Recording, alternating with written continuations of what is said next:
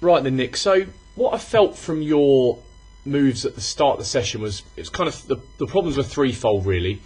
You were starting with your handle too far behind the golf ball, which dynamically added a little bit of loft, hindered your ability to load your wrist properly, and then you told me that you felt you were struggling a little bit with distance. So I wanted to just get your start position absolutely nailed, and you can see what I've done here is get your handle gently leaning towards the target so the butt of the club is pointing to your left hip, a la McIlroy here on the bottom right. The second thing I felt was that there was too much of a lateral bunt off of the golf ball. There's too much of a lateral shift, and we had a chat about the importance of stance width to influence that, and it also comes from understanding that there is a little bit, if you look at his belt buckle, there is a little bit of rotation in the hips in the backswing, and I felt that you were not quite turning them at the right time, and then therefore shifting too much weight into the outside of your right hip.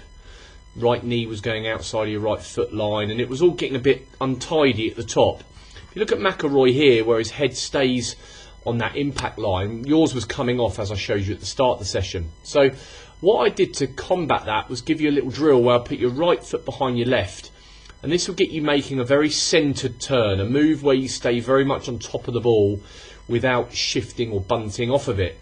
So that then kind of tidied up the move up to the top of the backswing, and then what we discovered in the downswing was that your plane was shifting too much above plane on the way down and creating a path through impact that was always out to in. You can even see here you still want to get that way, and what I want to try and get you to do in your downswing is try and get you this feeling of drawing it on every shot just for the next few weeks, just to try and stop that club wanting to come on the top side of the plane. You can see here you're making a much better move now, really tidy, but this is you trying to draw it.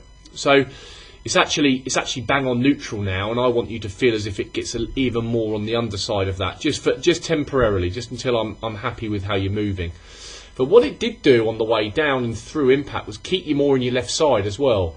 So this exercise is kind of covering 3 points. It's getting your handle in the right position, it's stopping you shifting too much into your back leg as you start your backswing, and then it's helping you get the feeling of attacking the ball more on the inside.